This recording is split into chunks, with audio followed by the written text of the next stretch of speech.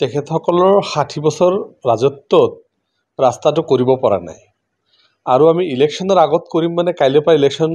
অধিঘোষণা জাৰি আজি এই কথাটো তেখেতে জনা উচিত আছিল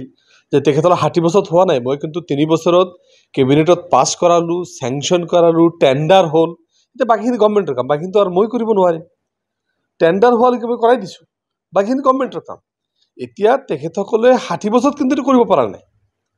1957 ত ৰ'ড হৈছে তেখেতসকলৰ 60 বছৰ 70 বছৰ ৰাজত্বত আছিল কৰিব পৰা নাছিল তেখেতে আমাৰ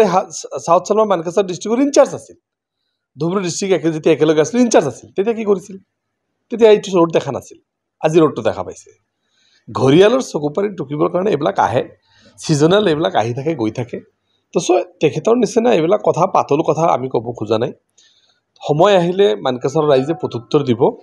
কালি আমি দেখিছোঁ যে ইমান ডাঙৰ প্ৰগ্ৰাম হোৱাৰ পিছতো একদম বিশাল জনসভা নাম দি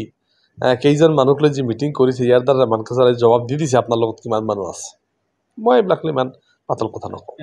এই কথাটো আপোনালোকে জানে যে এটা পলিটিকেল পাৰ্টিয়ে কেছটো কৰিব নোৱাৰে ইউডিএফৰ নামত কোনো কেছ কৰিব নোৱাৰে পলিটিকেল পাৰ্টিৰ নামত কৰিব নোৱাৰে সেইটো আমি কৰিছোঁ জমিয়তৰ নামত কেছটো জমিয়তৰ নামত হৈছে তেখেতে এটা মানে মানকাছাৰ ৰাইজক বুৰ্বক বনাব খুজিছে যে ইউডিএফে কেছ কৰিলেতো PIL হ'ব নেকি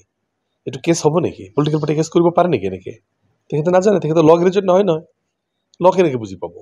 আইন নুবুজা মানুহবিলাক এনেকুৱা পাতল কথা কৈ থাকে কেছ কৰিছে নিচাৰ কেছটো যোৱা মাহতো চলি আছিল তাৰ আগৰ মাহত তেখেতে মানুহবিলাক দেখা নাই কিয় তেখেতে 7জন 8জনবিলাকে লাইন ধৰি ধৰি কি কয় সুপ্ৰিম কোৰ্টত ফটো উঠিছিল সেইবিলাক কি চেল্ফি নাছিল এইবিলাক কথা অসমৰ ৰাইজে জানে কেছত লিখা আছে কোন পাৰ্টিচিপেণ্ট হয় কোন পাৰ্টিচিপেণ্ট নহয় সব লিখা আছে তেখেতসকলে ক'ত আছে নেকি ক'ৰবাত কংগ্ৰেছ পাৰ্টি হোৱা বুলি দেখাব পাৰিব সেইটোতো নহয় আচলতে এই কথাবিলাক কৈ সাধাৰণ ৰাইজক বিভ্ৰান্ত কৰিব বিচাৰিছে যে বদৰুদ্দিনে কৰা নাই তেখেতসকলে কৰিছে এই কথাটো ক'বলৈ ইমান বছৰ পিছত আহিল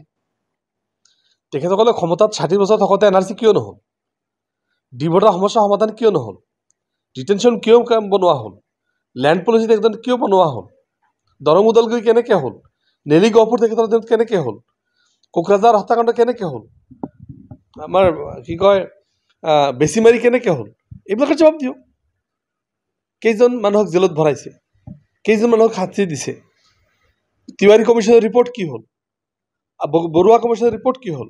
আগৰৱালা কমিশ্যনৰ ৰিপৰ্ট কি হ'ল এখন প্ৰশ্ন আছে নহয় এইবিলাক কংগ্ৰেছে কি কৰিছে আমি চাম নহয় এইবিলাক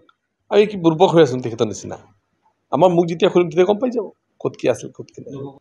চাওক আমাৰ মূল ইছ্যু হ'ল বিজেপিৰ সাম্প্ৰদায়িক ৰাজনীতি বিজেপিৰ ভ্ৰষ্টাচাৰ ৰাজনীতি বিজেপিৰ মানে বিভিন্ন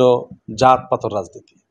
ধৰ্মীয় মেৰুকৰণ ৰাজনীতি এইবিলাক এটা মূল ইছ্যু থাকিব দ্বিতীয়তে থাকিব ডেভেলপমেণ্ট মূল্যবৃদ্ধি তাৰপিছত